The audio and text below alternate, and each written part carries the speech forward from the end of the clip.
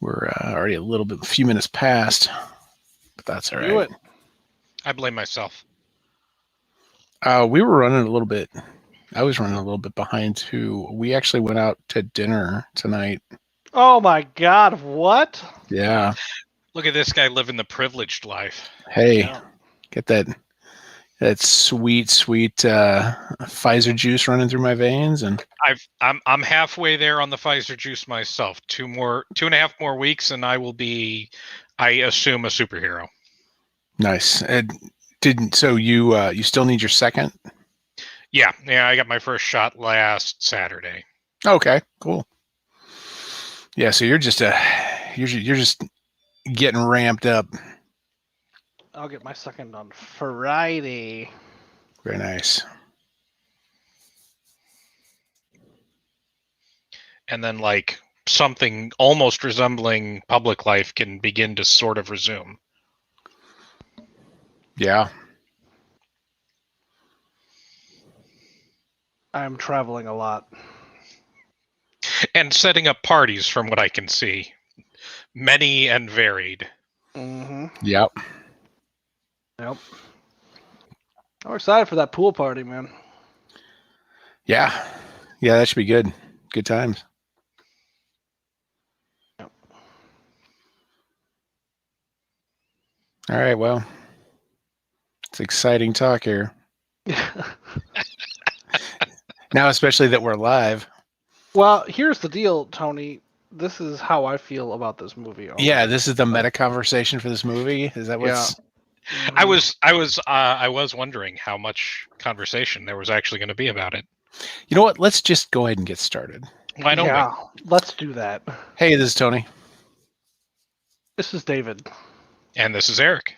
Oh, I guess I didn't get the Yeah, you fucked up the things order. set up correctly. Does David always go last? Is that like a thing? Yeah, that's Generally, because like when we sit at the table, Right. like normally we sat There. and we Better. go around. Would you feel better if we did it again? No. You sure? Mm-hmm. I'm past that part of my life. Yeah, I don't even remember. We're the backseat producers. I don't remember if we said that. I don't think I did, but we are. That's what we're doing. And very high energy tonight, clearly. Yeah. I'm actually wearing my backseat producers. Wow, look at t-shirt you, tonight. thematically appropriate. I am wearing my Mercenary Company BattleTech hat and my Locust Battle Mech shirt. So that hat, I knew it wasn't, but like for a minute there, when I first signed you on it, it almost looked like the Operation Mindcrime logo. I don't know what that is. I don't know what that is either. Oh, is that It's a Queensryche album. There it is. Damn it. Yeah. Okay. Digging deep into the old man legacy. Yeah, I just listened to Rage for Order the other day. Given the intensely 80s roots of BattleTech, honestly, it's not that far of a stretch. Yeah, I can imagine there's probably some crossover in the fandoms. All of the like original, like the first decade of artwork for the game it's basically 80s porn, 80s metal porn. Also, it's all very bad. Much of it clearly traced. But what are you gonna do? Lots of teeth. People smile with their teeth a lot in the old art. It's a little creepy. So we're all thematically appropriate. Mm-hmm. David's just wearing black because he's mourning.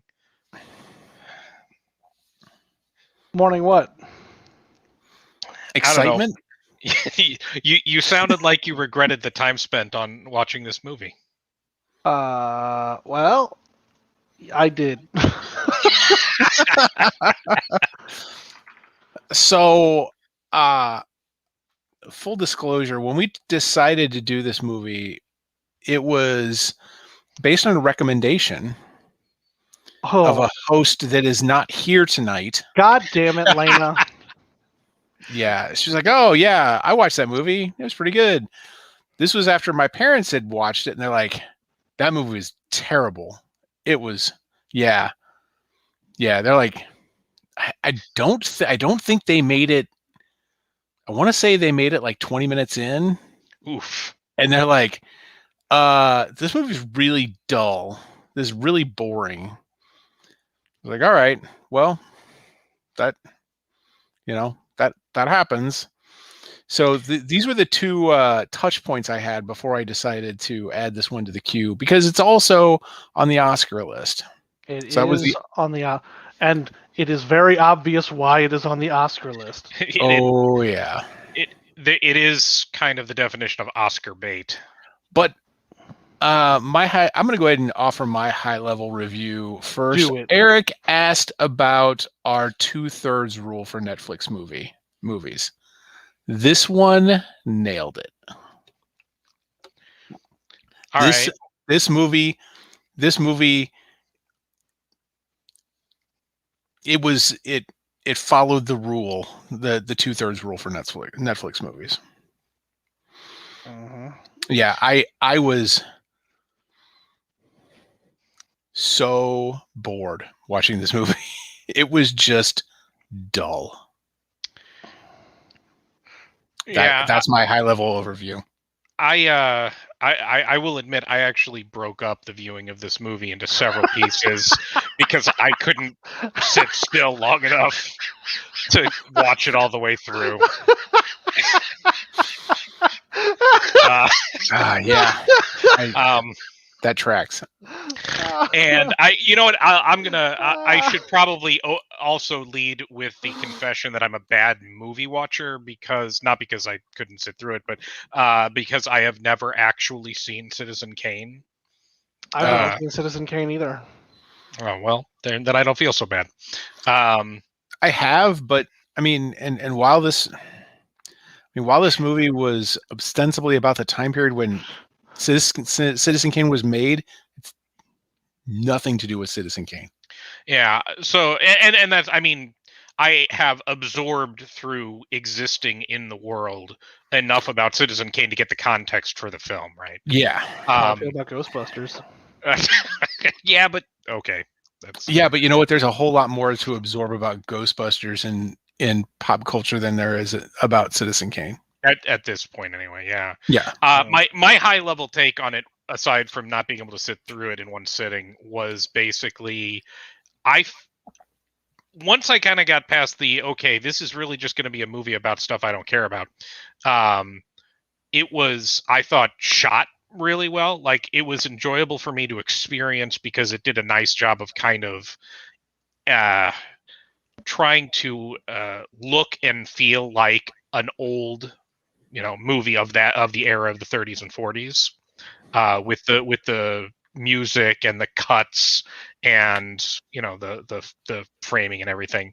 But yeah, the story, I couldn't even really tell, like, what is really the point here, other than just kind of framing this historical context. And it occurs to me, is it me, or does Netflix really have an obsession with American period pieces of the 20th century? Because, like, the last 3 films we've talked about have all been that. Maybe 4. Might be 4. I think it's 4. Yeah. Yeah, that seemed to be their go-to for this period when they were making films or purchasing them. Because I know sometimes Netflix purchases the distribution of a film after it's made. I don't know if that was the case for this one or not.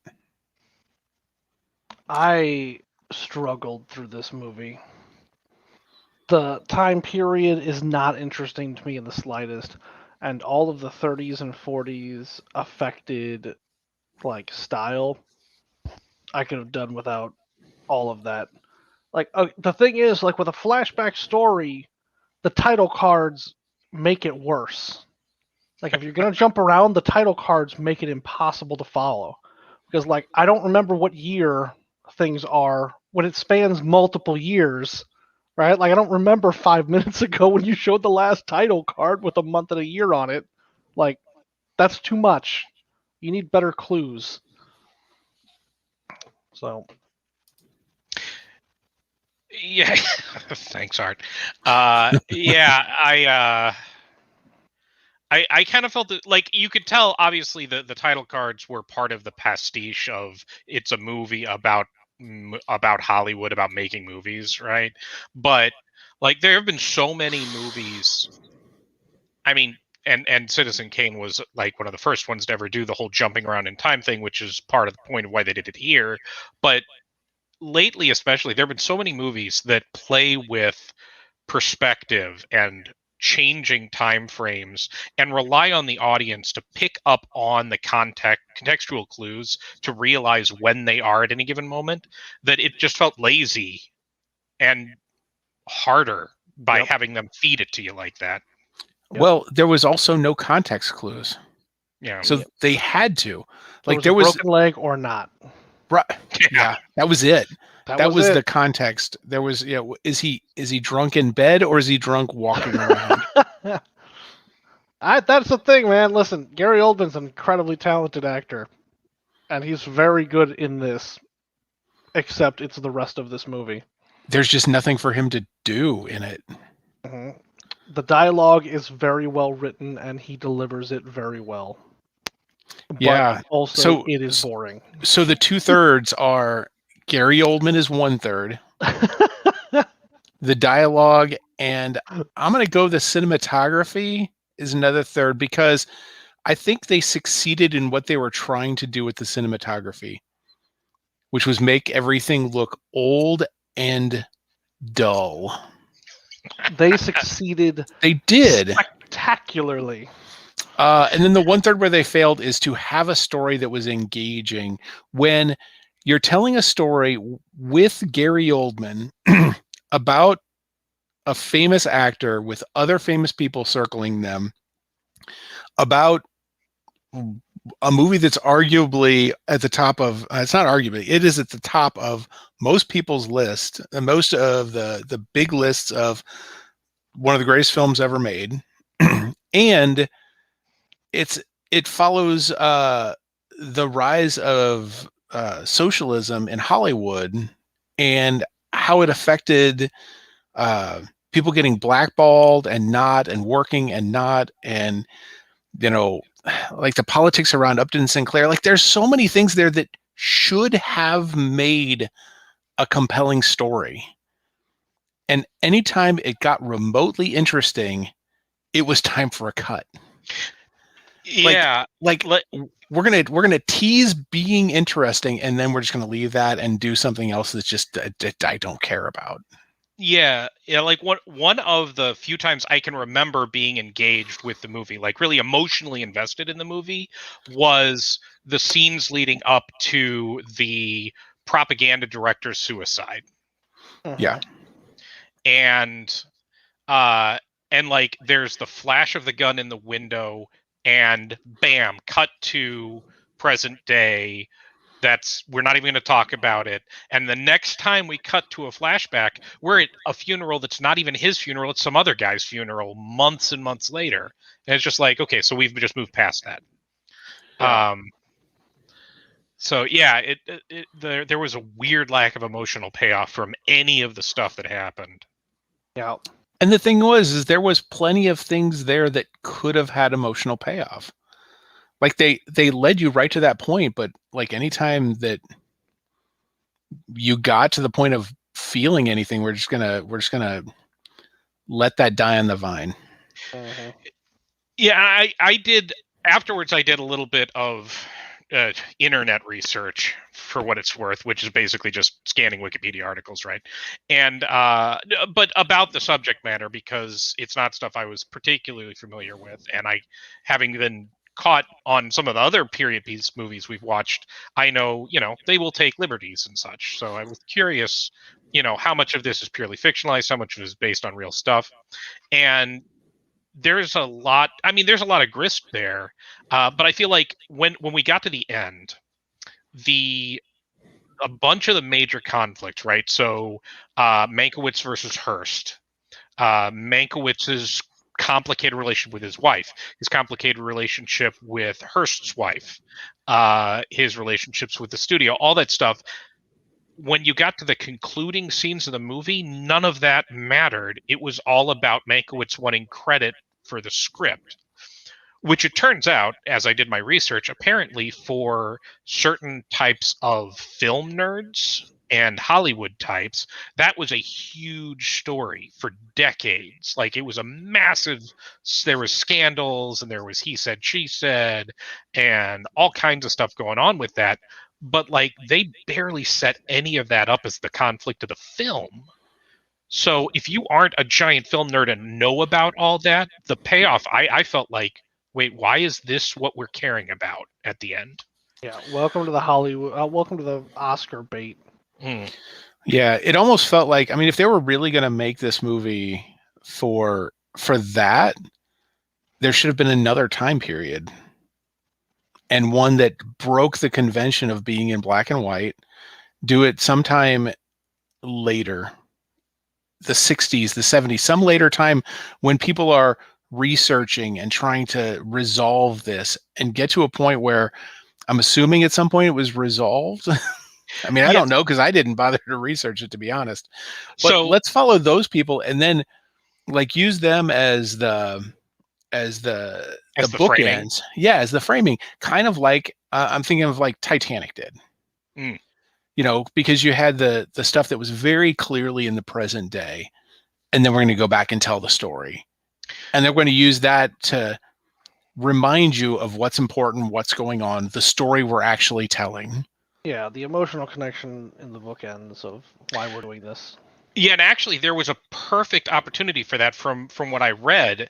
Apparently there was, like, I don't know, a decade or two after the events of the film, there was a biographical researcher who did a whole series of interviews with Orson Welles' guy that he had checking in on Mank while he was recovering. That guy, I can't remember the character's name now. But that guy apparently completely flipped on Welles after the events of this movie. Like, he swore Welles had nothing to do with the script. He didn't even write a word of it. It was all Mank. And Welles later said that the only enemy he's ever had in life was that guy. Yeah, that seems like a real easy, like, that seems like a really easy way to tell this story. Have that guy as an old man telling being his interviewed. Story.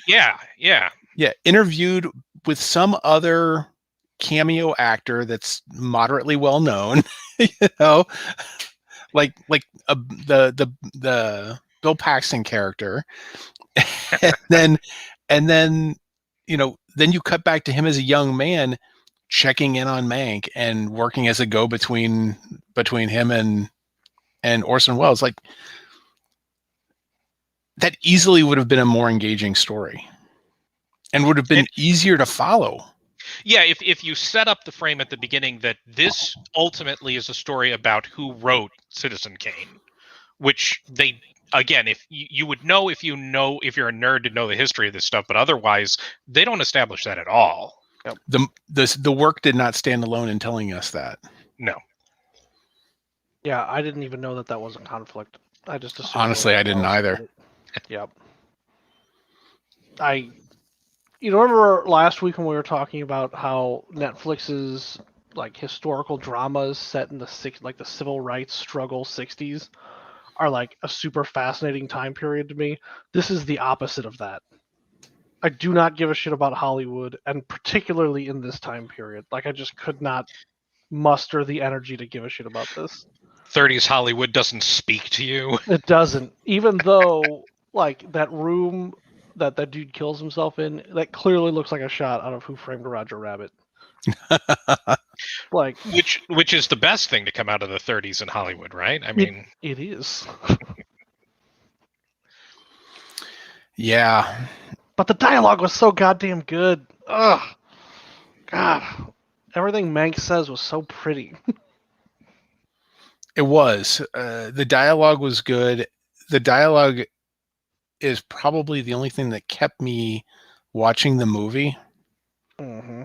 And not just calling an audible and saying, we're not going to talk about this. If you guys haven't seen it yet, let's talk about something different. Just talk about literally anything else. Yeah. But then I got to the point where it was like, God damn it, I sat through this. Somebody else needs to also.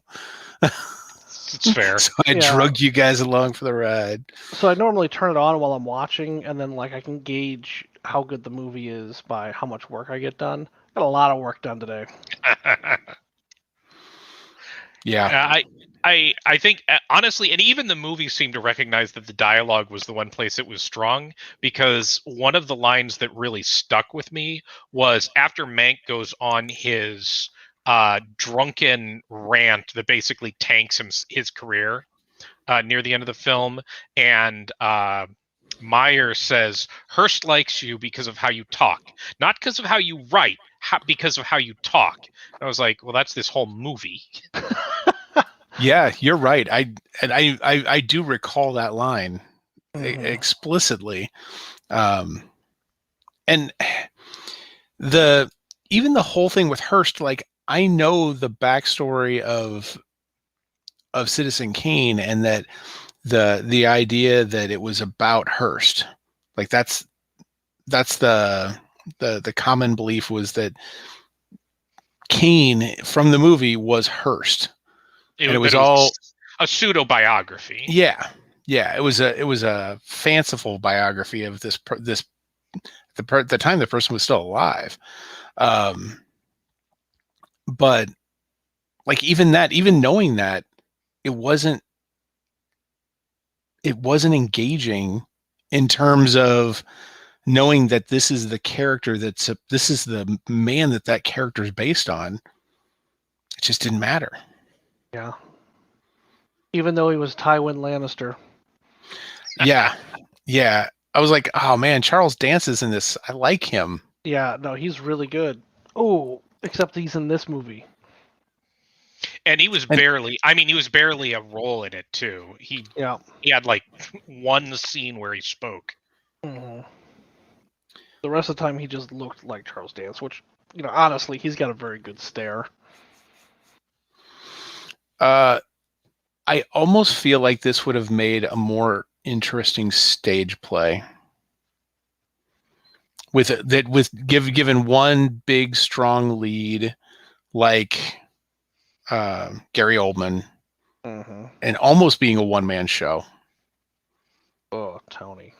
One-man shows are exhausting. No, I didn't say I wanted to see it as a one-man show, but just have it like 3/4 of the show being that one guy. Like everything is riding on that person. This movie was only moderately watchable because of him, though, because of Gary Oldman. Anybody else, and that have been a turning it off after 15 minutes. Yeah. They shot this entire movie black and white, and they did not shoot a color version of this movie. Really? No color version of this movie exists. Huh. The cameras they use are only black and white. Well, that saves money for them. Well, and I think I've seen some stuff about like black and white versus color, and like it looks different if you shoot something in black and white versus shoot something and then make it black and white. The shade, the shadows look different. Yeah. But I think that's just a good representation of the rest of the movie. This overindulgent, like, just fucking pretentious ass way to do it. A slow jerk of Hollywood. Yeah, it's like, oh, film. It's like, oh, fucking come on, guys. We're not writing Citizen Kane here. Oh wait. Yeah, damn, Gary Oldman is good though. Like he is to the point where once again, and he does this in a lot of movies too. Like it was one of those where I would have to stop for a second. Wait, that's Gary Oldman. Like that's fucking Gary Oldman. Yeah, forget because he becomes these characters. Oh, is that fucking Zorg from Fifth Element? God damn, Commissioner Gordon, get it.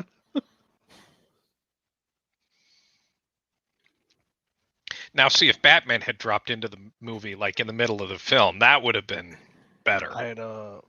It would have been real black and white. I don't think is probably a good look for Batman.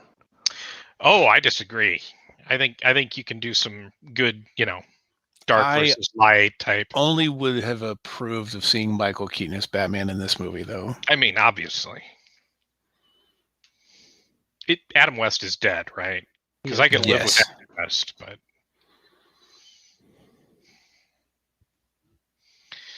I would have also accepted Kevin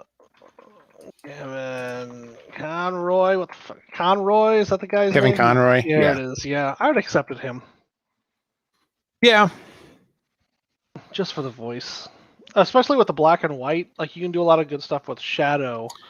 And his face Sure. is all kinds of craggly now too.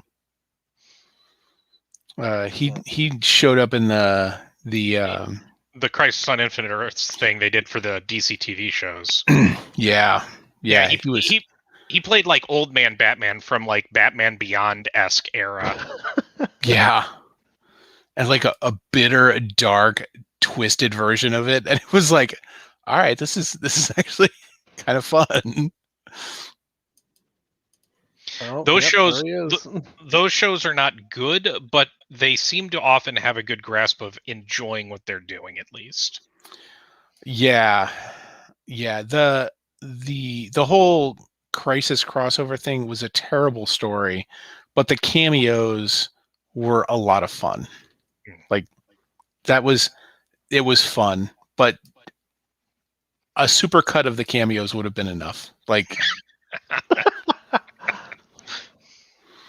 because they were announcing all those cameos, and Holden just kept getting more and more excited. I'm like, buddy, you don't know what you're getting excited about yet, because this is not going to be. You're gonna pay for anything measurable.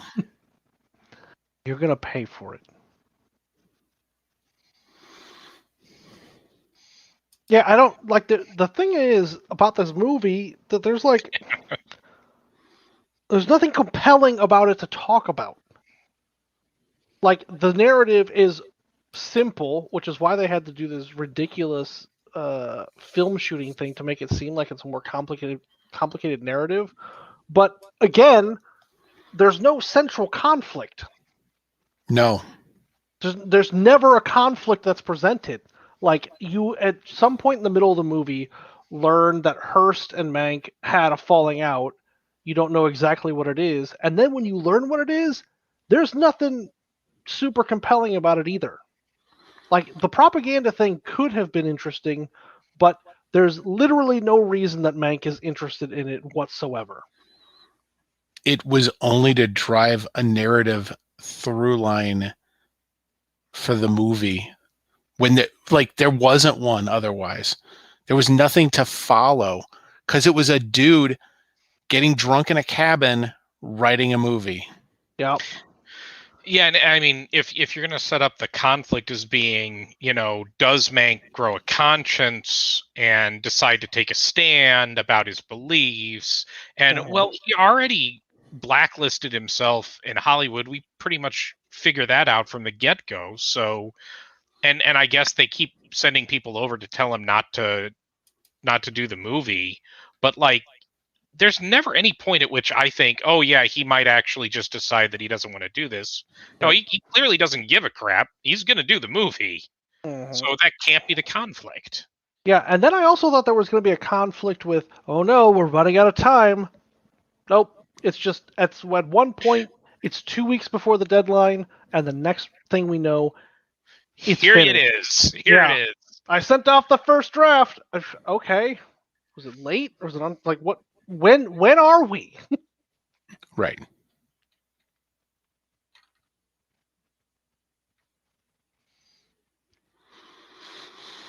Yeah.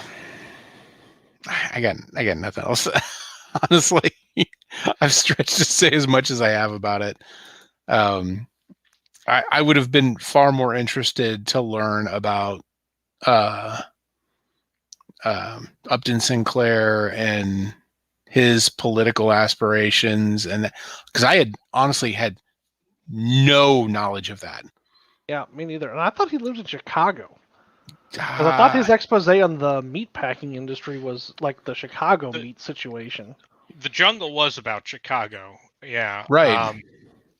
But from what it sounded like, there were a lot of people who were moving to California from all over places in the country. So I don't know if he was originally from California or if he just moved there to run for governor because he felt like it was a good, atmosphere for it. And that's the thing. Yeah, the Upton Sinclair thing was a side story, like it was meant to be context, but they didn't give you any context. Yep. So And I again, guess if you're not a like- history nerd, Yeah, well, Yeah. yeah. I mean, like, and I knew generally who he was before this, but like, would have gotten zero context from the movie. And now that I'm thinking back on Mank's entire motivation, dude, I seriously think the only reason that he gets involved with the political aspect of it whatsoever is that one dude asks him for $10 and he's like, I'm not giving you $10. And then he just carries this grudge through the rest of the fucking movie. Because the guy, he's like, I'm not giving you $10. And then they get into another argument later, and he's like, man, if you even tried at anything, just imagine how much stuff you could accomplish. And he's like, fuck, I'm not giving you $10, dude. Yeah. And then he tries to dismantle his propaganda thing. So it's just like clearly this $10 spite motivation. you've found the heart of the story.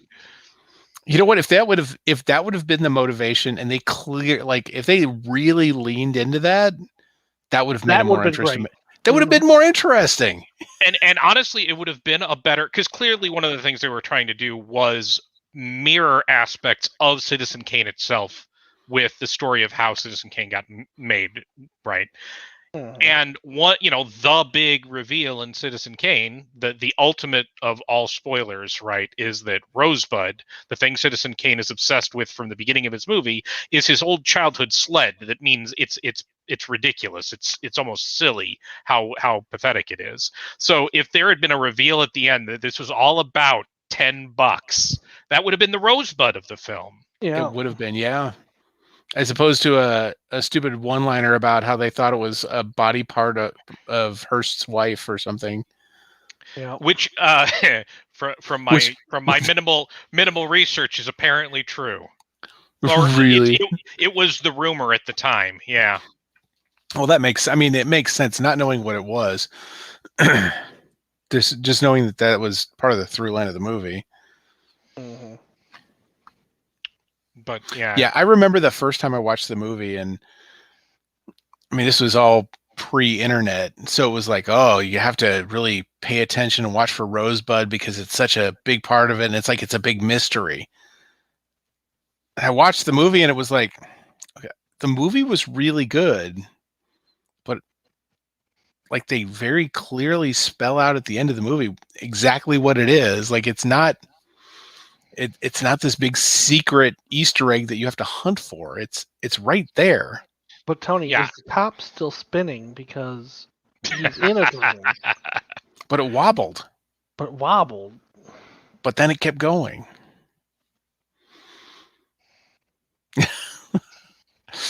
We're gonna get Sam. We're gonna get Sam involved in this conversation if we keep that talk up. Just summon him. Yep.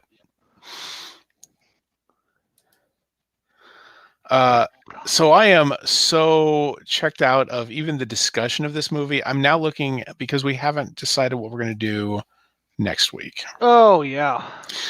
Next week is going to be the last chance we have to see one of the Oscar movies before the Oscars.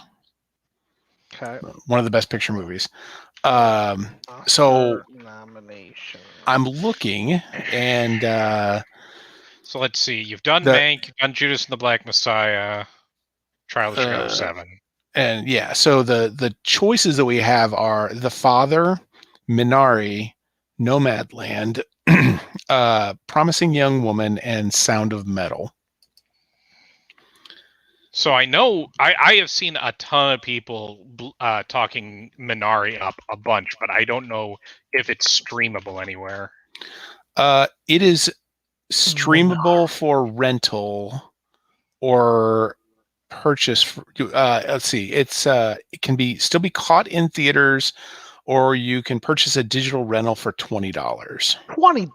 Jeez. Yeah. Yeah, it's actually Plaza Frontenac tomorrow, 6:35. Yep. Nomadland is apparently on Hulu. And it's got Frances McDormand in it. Yep. Promising Young Woman is available for rental apparently for $6, but is also in theaters. I do like the words revenge comedy, though, in this description. So there's that. And Sound of Metal is on Amazon Prime Video for free with Prime membership. I am least interested in Sound of Metal. A heavy metal's drummer's life is thrown into freefall when he begins to lose his hearing. Yeah, I may just watch that one because I am actually interested in that. That actually sounds pretty interesting to me. But I like Riz Ahmed too. Oscar bait really is a thing. I'm reading the description of Nomadland because I hadn't heard of that one. A woman in her 60s who, after losing everything in the Great Recession, embarks on a journey through the American West, living as a van-dwelling modern-day nomad. Huh. Okay. You know, I think I want to watch the least likely of Oscar movies for this, and a revenge comedy sounds like that. Yeah, I agree. I think the hashtag Me Too part of it is the Oscar baity part of that, but revenge comedy is still a. Oh, and Laverne Cox is in it, and so is Clancy Brown. And Alison Brie. Mm. Well, you've got David sold. All right, Promising Young Woman. We'll talk about that next week. That one, you said that was like a $6 rental or whatever? Yeah, it looks like That's not bad. That's not terrible. Also, I'm fully vaccinated and I haven't been to a theater yet. God I may just go out to a movie. You are the worst. I am. Jesus. Just lording it over the rest of us now. I've got that, and then the week after is Holden's performances. He is actually. Let me go and talk that up, and I'll put a link in out there later for this. He is the lead. He's playing Gomez Adam in the Addams Family, the musical for his high school. This is going to be his final high school musical, and they're doing live stream performances of it the 23rd, 24th, 25th. And they're going to actually live stream the live performances where in the past they've done some stuff where they've recorded things and then just play a video. This is going to be a live stream of the performances. We're actually going to get to see him in the theaters. So if he's playing Gomez, has he learned to tango? He has. That was part of it. Okay. It's a quarantine edition of the musical though. Like it's specifically made so that they don't have to tango like touching each other, but they do a tango just around each other. Yeah, they tango, but they're both in the hamster balls. Yep. They and they actually like mention the quarantine. Like he's like, yeah, normally we dance, but quarantine. Okay, apparently that's actually one of the lines of the show. It's live, Tony. Yeah. I appreciate the ripped from today's headlines. Yep. Well, it's a way to use existing material and then just tweak it a little bit, but still have live theater. The kids have been starved for doing this. They actually had this was cast last year. So like the kids who were seniors last year, like they were a week or two away from performing when the world shut down. And so like they had costumes fitted and everything. The stage was built and they just had to stop. So like there were kids cast in roles. Holden was in the ensemble. Like And From the Ensemble de Gomez. Yeah, so all summer, like he was practicing Gomez's songs and the accent because he's like, God damn it, I want that role. And so yeah, he practiced like all summer long, and without even the guarantee that they were going to do it this year. And then they did, so he got the role. Thanks, so, Obama. Yeah. So we get some commentary here from Art. 2 things. I'm 3 seasons into Letterkenny. Lucky you. Good job. And is that a Locust shirt? Well, to answer part 2, yeah, it's a Locust shirt.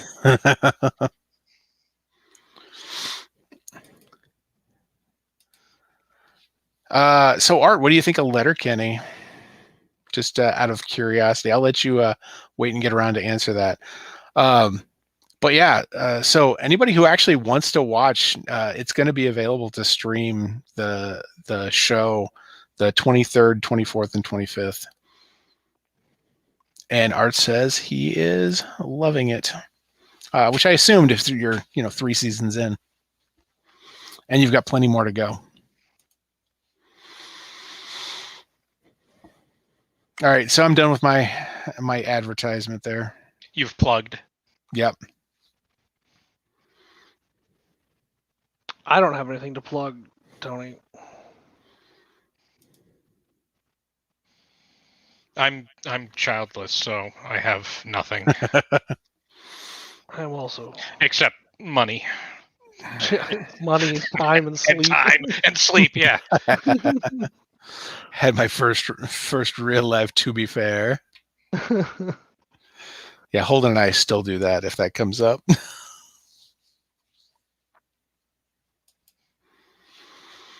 I don't even have anything interesting to talk about from the last week either. I don't know what the deal is, man, but I've just been falling asleep. Like every day after work, it's been like this 2-hour nap for me, and then I wake up and I'm like, God, I could just go back to sleep and sleep all night too.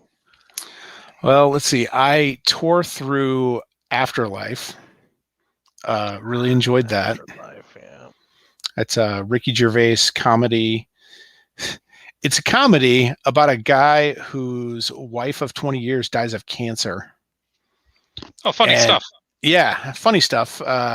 And Ricky Gervais is allowed to be very Ricky Gervais because his wife is the one that died, and so he just has all of his fucks have just completely run out.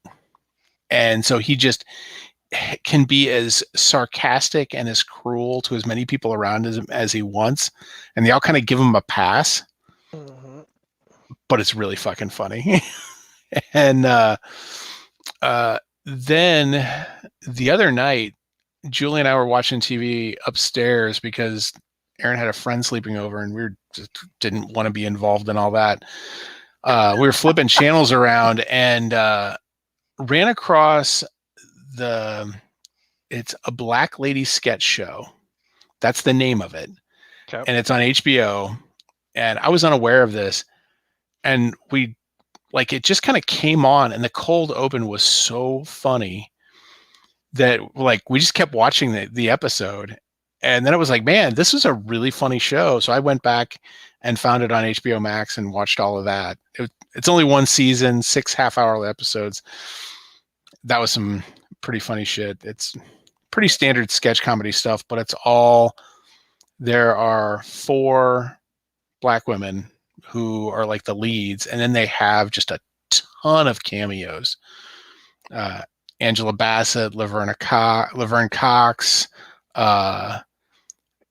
people from the cast of 227 were in one of them. Like just a bunch. Garrett Morris was on one of them. Just a bunch of moderately famous Black actors. And I guess the second season starts in a couple of weeks, and I'm going to be in for it because I watched all of that in the last 2 days.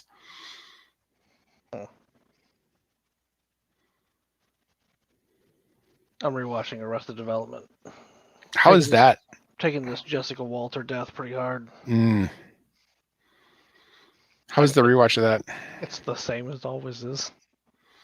I never watched the 4th and 5th season on Netflix. Which one was the one that I think I watched the 4th season? Was that the one where it was the like all out of like that this time sequence was all out of whack, where it was all the same events but told from different perspectives? Yeah, because they did one episode per character instead Yes. of the like serial storyline. Well, the thing is, they actually went back and re-edited it. Really? Yeah, so they changed it from that format to sequential. Did that work when they did that? Have you rewatched it since then? I'm in the middle of it now, and it's all right. Because I watched it the way it was originally done. I watched the 4th season. I never did watch the 5th season. Mm-hmm. I finished the 5th season before, and it's all right. Also, it's also all right. But they lost the magic after those first 3 seasons. Once they lost Portia de Rossi's nose, could never go back. That was kind of like that last season of Community. It was just okay. When they went to HBO, or not to HBO, but was it Yahoo? Yeah. No, it was. Oh yeah, it was Yahoo. It was like the big when Yahoo was trying to be a streaming service, and like that was their big. Their big get. Yeah. Yeah. God damn, Community is so good though. It is. It really is. Yeah, that is a show about how you deconstruct like storytelling mediums. Not Mank. Mank isn't good at that. No. Like I see the attempt, but it's not done in an entertaining fashion. The attempt was there. I think the problem with Mank was that it was trying way too hard to do that and also let you know that it was doing that. Mm-hmm. It wanted to be too self-aware. Yeah. I want you to look me in the eyes while I'm jerking myself off about this fucking film history. Right. And you should Isn't that arousing? It is not. Yeah. It isn't. You should be completely aware of every part of this that gets me off. Yeah. Look at how much fun I'm having with this. Isn't this fun? No. Nope, not even a little. Yeah, I see you having fun. But my pants are still on, so... Yeah. I'm not interested in this. Not even moderately chubbed up here. Is Amanda Seyfried going to get naked? Oh! Nope, we got nothing. Nothing. Is Gary Oldman going to get naked? Nope, we got nothing. But he is going to get drunk. A lot. Well, that was the only thing that I could relate to in the entire movie. Getting drunk, assaulting a dinner party, throwing up on the floor. That, you connected with? Yeah, that I connected with viscerally. Well, see, and I feel like they tease me with that too, because like this movie's kind of slow and boring. Oh, but yeah, you're staying in a dry county, but look at we've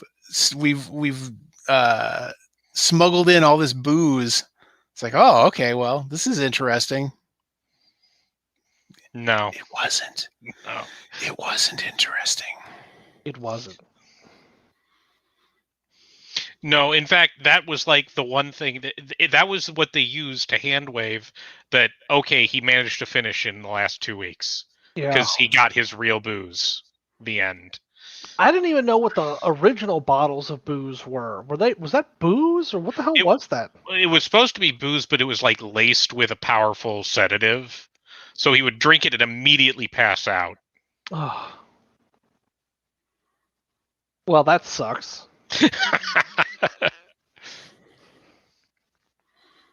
Yeah, because how are you going to text people unaware? Yeah, if you've passed out. God, I have a problem with that. Getting drunk and texting people, that is a problem. I can honestly say I don't think I've ever gotten texts from you drunk. Like actively. I've definitely seen Facebook posts from him drunk. Yeah, I do that a lot too. Yep. Listen, I like to share my experiences with as many people as possible. What I really enjoy lately, though, is that I'm unaware that you're Facebook posting about our Sunday game night. And I don't realize it until like Monday or Tuesday. And it's like, oh shit, that's right. We did do that. Or I did say that. I summoned my spectral barmaids. Yeah, that was my quote. I know. Then Luke had spectral barmaid miniature models Yeah, I think he had that just waiting. just queued up. Yeah, Yep.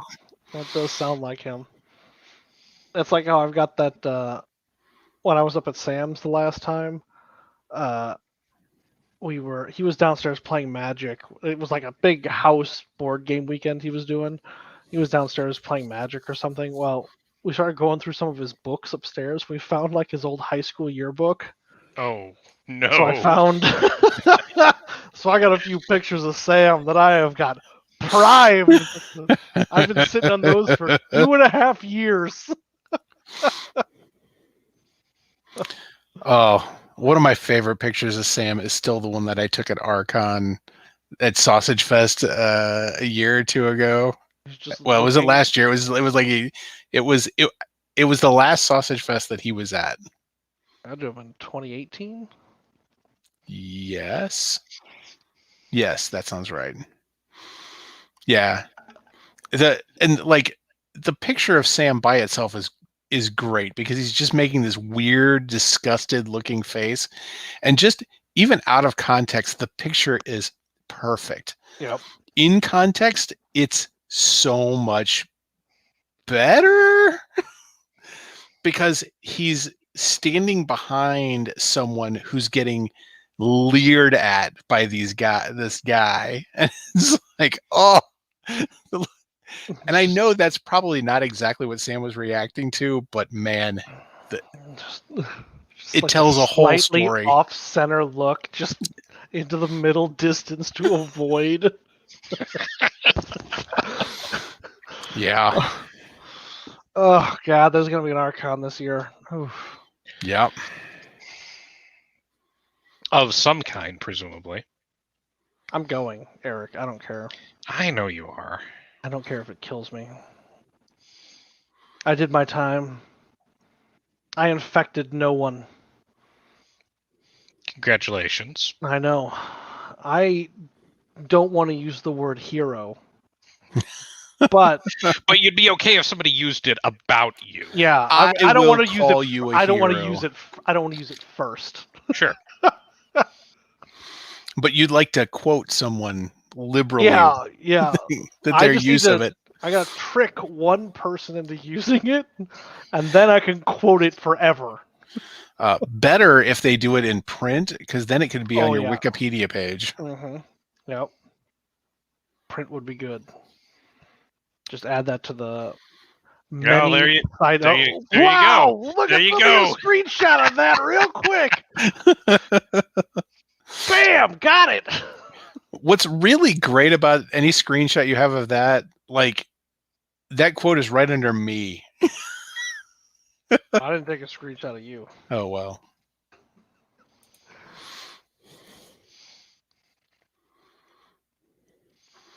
All you have to do is ask, you get what you want.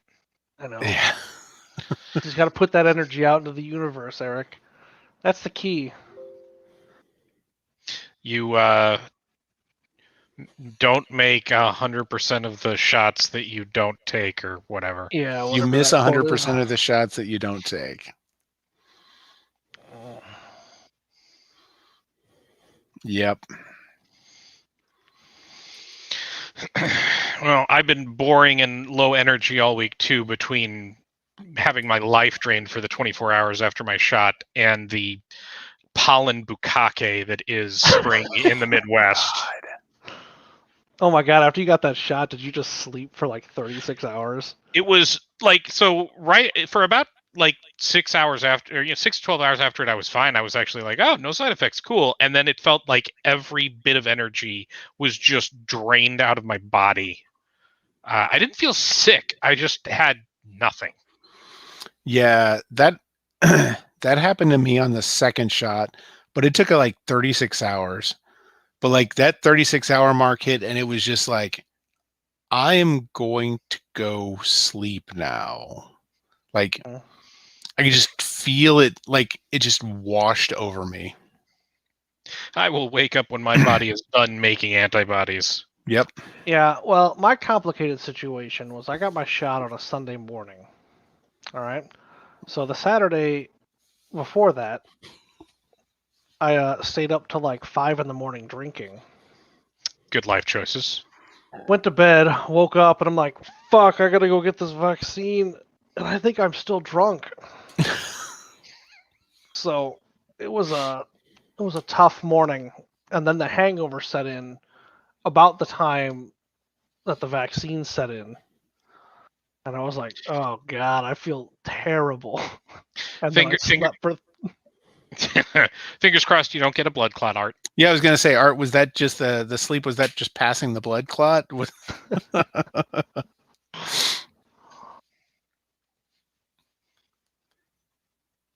I'm gonna assume yes. Oh Yeah. God, I assume he died in between saying that and then commenting. That's rough.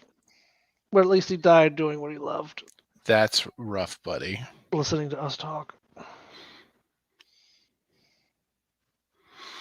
I don't really have anything else to say I about got this squat, movie. man. I've been trying to stretch out my nothing for as long as possible, and Yeah. I feel like I'm not succeeding. Well, it made it to the 1 hour marker, so there Yeah. you go. Yeah, just right in under the wire. Just thumbing it in. Yeah, Art, I did see that also, that the blood clots have seemed to only been affecting women. Yeah, but the good news is, if she's ever taken birth control, like Her- she's already those dodged odds- the bullet. Those odds are way worse. Yeah, it's like 1 in 1,000, and the Johnson & Johnson thing's like 1 in 1,000,000 or something like that. So, Probably okay. Yeah, I saw those statistics where like the percentage chance of getting a blood clot from any of these other things, including COVID. I think COVID was like 165,000 of 1,000,000 people who get COVID have blood clots. Yeah, but also here's the thing. So I think it's a good thing they paused it. And I think it's a good thing they paused it not for the medical reasons, but for the losing PR war with vaccines. Right? Like I you think have I think to this is going to be worse for that. I don't, because I feel like the situation is like, yeah, there might be a problem. There probably isn't a problem, but we way overreacted and were proactive about checking to see if there was a problem. Yeah, But we haven't seen any of that with the other 2 widely available vaccines. I could definitely see it going both ways, and I do feel like maybe their messaging still hasn't been as great as it should be. But yeah, I think you're more likely to be in the clear by having an overabundance of caution publicly versus people starting to spread rumors that, hey, people are dying of this vaccine and they just keep pumping it out there. Mm-hmm. Yeah. I mean, there's enough people who won't get the vaccine for their reasons. Well, and they, they were never going to get it anyway. The people who had their minds made up, it wasn't going to matter. But hey, good news in the state that I live in is that people who are eligible for the vaccine, we're at 46% of people who are eligible for the vaccine have gotten the vaccine. That's people over the age of 16. So like half of people over 16 in Illinois have gotten the vaccine. Yeah, almost half. Almost half. Is that fully or just their first shot? I don't know off the top of my head. I don't know. Because I'm pretty sure we're at 16 and up now too. Well, that's open in Missouri. That as of last Saturday, actually. Like now, I think it's fairly easy to get it now in Missouri. Oh yeah, I actually in the last week I've gotten like 4 different invitations to just, hey, bring your family and we'll inject you. Yep. Yeah, I've been getting so many emails and text messages about it, like that I've started opting out of the messaging. Like, please stop emailing me. Like, get this to Yeah, people who need it, because I there- don't anymore. Yeah, there isn't on the notifications I get. There isn't an opt-out like link to say, "Hey, I already got this. You can move on." yeah, I've gotten unsubscribes in most of the notifications I've been getting, and honestly, I mean, it's my own fault, I suppose, because I was psychotic in pre-registering as many different places as I could find. Yeah. Oh, I did too. Get that shit in me. Living in one state, working in another, man, I was everything. Oh wow, Yeah, I mean, because I work in Missouri, I'm eligible. Like, after I got my shot, because the garden is a public institution, they actually worked with the city, and for a while there, we were in talks to be a vaccination site. Jabby, jabby. Yep. It turns out it was all that went to Forest Park, but like at one point, garden employees were invited to come out to the Forest Park vaccination site to get like get bumped up in line for that, as people who are public, who serve the public, as a public service interest group thing. I don't know. God I had damn, already gotten cannot my wait. shot by then. I cannot wait till this is so widely whatever. I haven't been to a restaurant in actually 2 weeks. Never mind. I haven't been inside a restaurant in over a year now, and yeah, and I was thinking about it actually driving on the way home yesterday. You know, haven't been to a theater, haven't been to a restaurant, haven't been in anywhere public really, right, in over a year now, and I was like, God, I'm not even going to remember how to do that kind of thing. Like, it's just going to be weird for a while. We decided we were going to go out to dinner tonight, and it was just the three of us because Holden's like in the run up to his play, so he's late every night.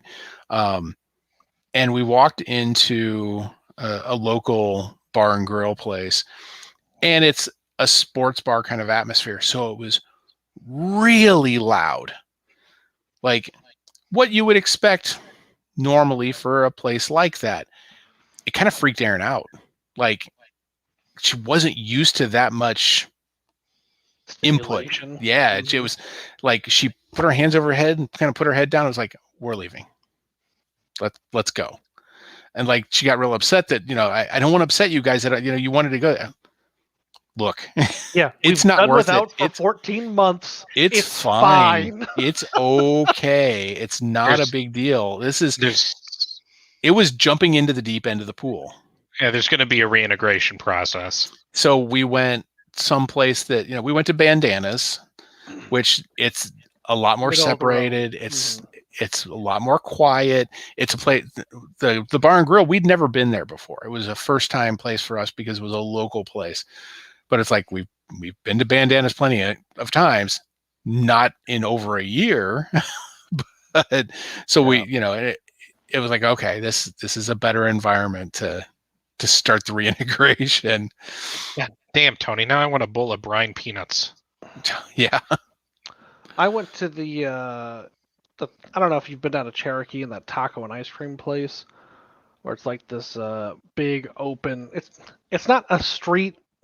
It's not open to the street, but it's open to the street. So it's like kind of outsidey, but kind of insidey. So I went there to eat, and it's just like, oh god, there's just people everywhere. People everywhere. Yeah. What are all these people doing around me? Yeah. Yeah. Wow. Yeah, it's weird. I still get a little bit twitchy watching TV shows where people are like hugging and in large groups of people, and it's like, this is a 3-year-old TV show. I should not be getting worked up about this. They were safe. This was okay at the time. It's gonna be okay again. That's gonna be part of the problem, man. Yeah. Like, I've got some friends who if I don't drag them back into society, they're just not gonna like. This is just gonna be their new life. Yeah. Yeah. Like it's okay. Look, You gotta.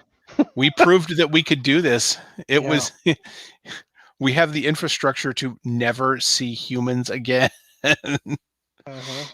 But don't do that. No. Like, No. you can't not do that. Yeah. Yep. Can't not see people.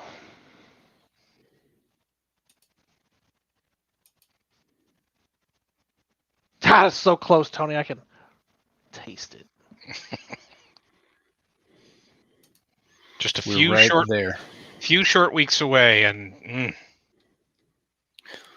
Yeah. a party scheduled for the exact date. yeah, the day before my second shot. So sucks to be me. Yeah, you'll only be I'll do it again in 2 weeks. You'll Don't only worry. have what, like 85% efficacy at that point, Eric, because you got Pfizer. Yeah.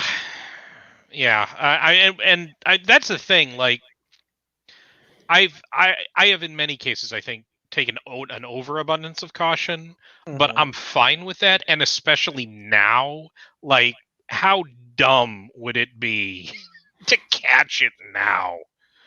No, I'm right there with you. Yeah, once we were getting down to the last couple of weeks, it was like, look, we're this close to the end. You will not fuck this up for. Yeah, let's just shut it down for another 2 to 3 weeks, and we are done. Yep. Like Aaron figured out that Good Friday was 2 weeks after our second shot, which with Pfizer, like at the time we got our first shot, it was you still needed 2 weeks after Pfizer. Now they've said it's only a week after, and you're good. She had figured out, all right, then you guys are good. That means I can have a sleepover, but that's Easter weekend. So like that's when I said we had a sleepover, she had a sleepover just a couple of days ago.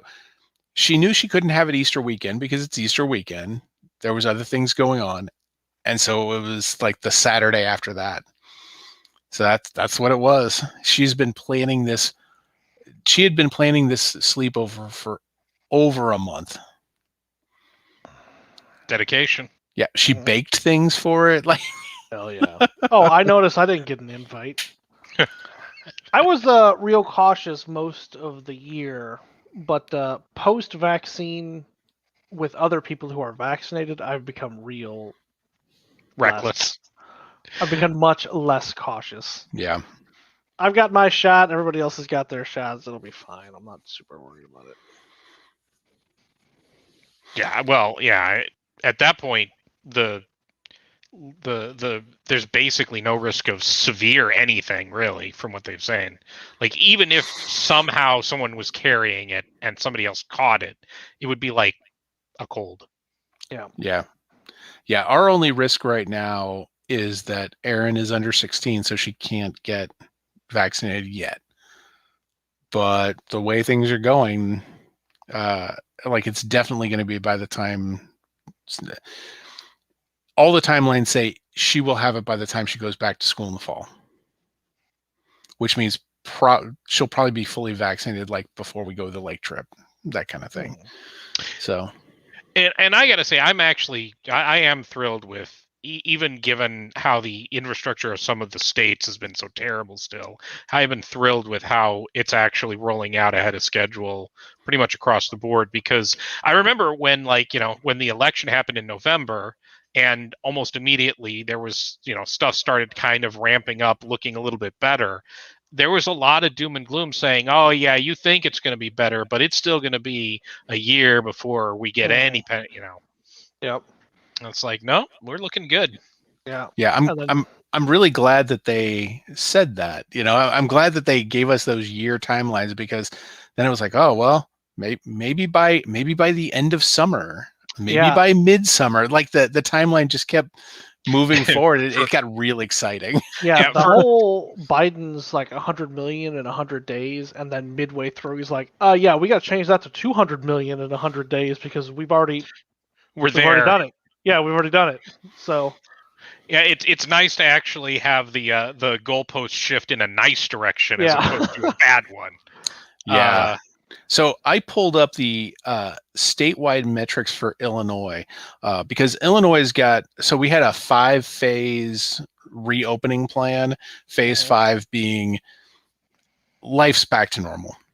You know, that's kind of been our benchmarks. Right now, Illinois is in phase 4. Well, once the vaccines started coming out, they said we're going to need one more, what they're calling the bridge phase.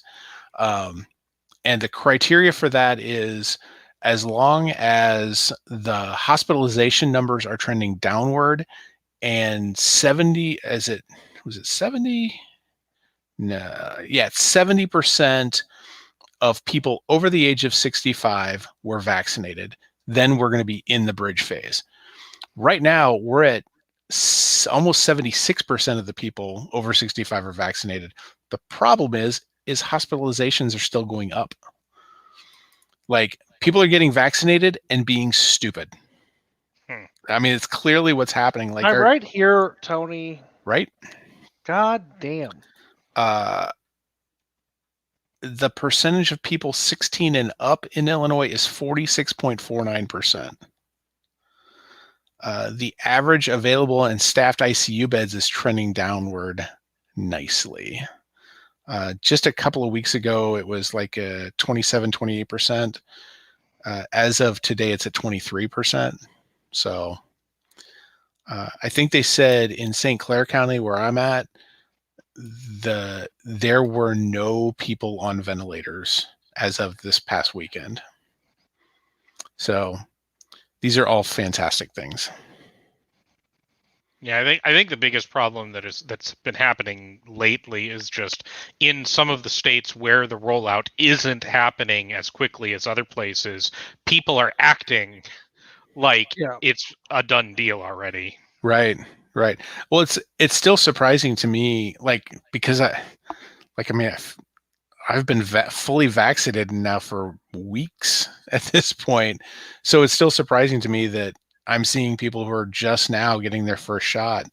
Like, it's the disparity between states is obvious, and then disparity between regions in states is really obvious too. According to the COVID vaccine dashboard for Missouri, 1/3 of our residents have had at least one shot, and 21% have finished. Yeah, and I think our governor has actually bragged about those numbers. Those are not great numbers. But oh well. Yeah, well, it also has a nice location breakdown of vaccination percentages, and you can very clearly see where Black people live, we don't have vaccinations. So, yep, superb. Well, there's also the problem of getting Black people to get vaccinated too. Yeah, I don't actually think that's a thing. It is for some. My Black community source is like, no Black community member is thinking that. We just think it's a method that the media is using to justify the poor rollout of vaccines in Black areas. It could be, but I know of Black people that will not get that will not get it until a lot more people get it. Like, they are on purpose waiting. I imagine, just like in any community, there is a certain amount of there's a certain percentage of that, and I don't know what the really relative rates are, and it's probably regional based too, in a state and across states. But I absolutely 100% believe, at least in Missouri, that in the urban regions, that Black communities are getting fewer per capita shipments of vaccines. Yes, they are. So, but then again, I also have relatives of mine. Now, they're white. They live in Texas.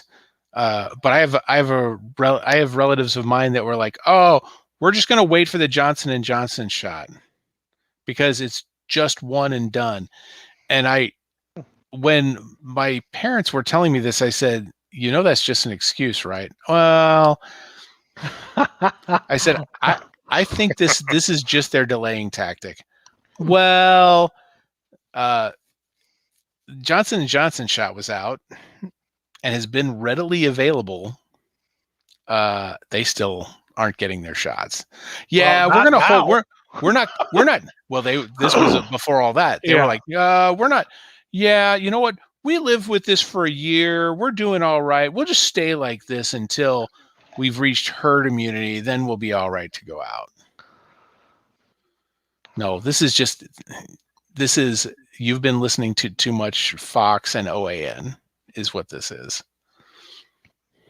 Yeah, because what you think herd immunity means is not actually. It's not what that means. It's not what that means. Texas, 45th in the nation. WTF. Come on, Art. You need to bring your people along. I mean, everyone down there can just fly to Cancun instead, right? That's how that works.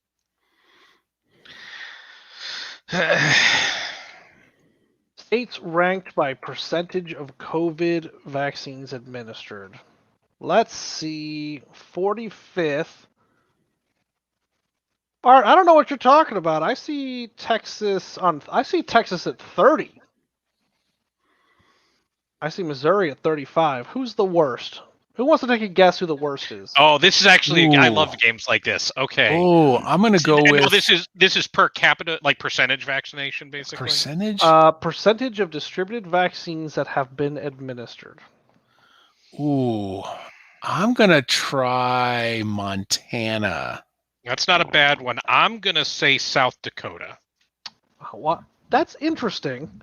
Why would you guys go with the lowest population states? Because they don't have large population centers. So I was. They wouldn't have been necessarily priorities for getting the vaccine. Plus, I know South Dakota at least has a state government that would call vaccination rollouts a socialist plot. So right. Well, so given what you said, I'm going to change mine to let's see. Thing to Louisiana. There's a lot of black people in Louisiana. One thing to note here: this list I was just looking at, percentage of distributed vaccines that have been administered. That's the ranking they're going by. Oh, wait, that's weird. I'm finding a different map. Don't worry. I'm finding a different map. Yeah, that's an unusual metric to go by. Yes, to me the best metric, if you're just talking about how good is a state doing, is what percentage of the population has started receiving their vaccinations. Okay. Yeah, right. and so because while you're looking that up, because the question came up, I did look up, and the Illinois numbers that I was quoting, the percentages of people who are vaccinated, that's at least one vaccination. Sure. Okay, here we go. Percent of people given at least one shot I've got that percent of people given at least one shot. All right, we'll ignore the doses used and distribution, whatever. All right, who do you think is last of the 50 states? Because the Virgin Islands, Puerto Rico, the Marshall Islands, and Micronesia are all lower than those. Right. Well, I mean, I still like my South Dakota choice, but that Louisiana pick actually is tasty. Mississippi might be pretty good too. Yeah, I'm going to stick with my original gut check and say South Dakota and see where I fall. South Dakota is 9th. All right. Completely off base then. All you need is one good population center to get most of their people, and that's true. Yeah, because that's the entire state. Yeah, you go to one Purdue chicken plant, and you've got most of the state. Or in Wyoming, you find whoever's camping in the state that week, and you're at 100%.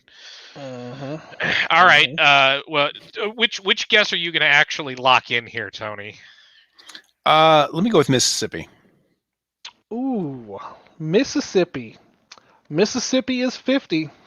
Oh, really? Wow. According to the New York Times. Wow. Well done, sir. I'm not looking anything up. New York Times. I was not cheating. This is data as of today. The New York Times claims. Okay, Louisiana is 48. It might surprise you to know that Mississippi, Alabama, Louisiana, Tennessee, and Georgia make up 5 of the 6 lowest. No, it doesn't. Not even a little. Who's the outlier of the 6th lowest? Idaho. Well, it's a low population state where apparently not even the one population center got it. Right. Missouri is like 40th. Woohoo! Illinois is I don't know, in the 20s. It looks like they don't have numbers on these, so it's kind of hard to count. Yeah. And I don't know what Palau is, but apparently that's in. It's an archipelago of over 500 islands, part of the Micronesia region of the Western Pacific Ocean, which apparently is on the U.S. map. So is this a U.S. territory? Oh, yeah, it is. Along with other Pacific islands, Palau was made part of the United States governed trust territory of the Pacific Islands in 1947. Politically, Palau is a presidential republic in free association with the United States, which provides defense, funding, and access to social services. Go World War II. Yeah. Got a lot of land in World War II for some reason. All right. Well, we have to protect it from the commies. Yeah. Pretty stark divide politically between the top half of this list and the bottom half of this list. Weirdly, as you might expect. So.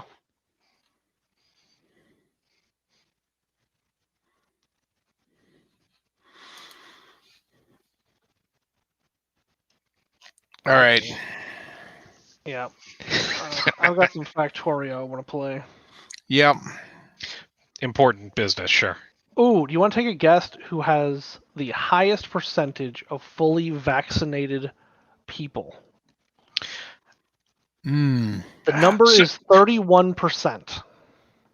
Wow. Fully vaccinated. So here's the thing. Wow. I see this as going one of two ways. Either it's like a very blue state where they've been on top of this from the get-go, like a New York's. Well, actually, the thing is, rural New York is actually. I think red, we're looking even smaller. Or I think we're looking at a really small blue state, like Dover or Delaware. Dover. That is not a state. No, I used to live in Dover, Delaware. I've been there. Yeah, I used to live on. My dad was stationed at Dover Air Force Base in Delaware. Or it's one of those huge unpopulated states that happens to have actually had a really good vaccine rollout because it doesn't take much. Like Alaska. Yeah. But they're so. Nobody even gets within 30 feet of each other there. So. I'm actually gonna guess Massachusetts. I'm gonna go with Connecticut. Connecticut is number 5. Ooh, close. Massachusetts is number 10. Oh. The state with the highest percentage of fully vaccinated as of today, at 31%, is Alaska. Yeah. Wow. Yep. That's a red state, though. I know. That's why I didn't go with that, because it is a red state. It's a red state, but it's a weird red state. Like, they're... You know how a lot of Republicans like talking about how, well, I just like, show self-responsibility and all that. I feel like Alaska actually lives that a little more than your average Republican state. I feel like Alaska's a more libertarian state, but they side with the Republicans just because it's an actual party. Yeah. Mm-hmm. That's interesting. But yeah, so low population that had a decent rollout. Yeah. Yep. I mean, it's probably easier to keep the vaccines cold there. Fair. That means nothing right now. It's probably springtime there, too. Yeah. Yeah, no, it's always 20 below zero there because it's Alaska. I don't think that's true. That's geography. I did fail that in high school. Well established. Your grades in geography. Yeah. Okay. Better. We actually better cut this off before I start talking about the muon discoveries in particle physics that have been going on over the last week or two. Yeah, I can't do that tonight. All right. We'll see you guys next week. I don't have that in me. I do not have that in me. Next week we'll be talking about Promising Young Woman. Exciting. Called me in high school. You know what? Let's also talk about what any Oscar predictions we might have based on what we've seen from those movies and from the actors and such and whatnot. All right, I can do that. All right. Yep. I'll work up a whole complicated sheet. Perfect. We'll do scoring. There'll be points. Can't do any of that either. But they'll all be made up. Yeah. Everything's made up. All right. We'll see you guys. Yep, see it. Good night.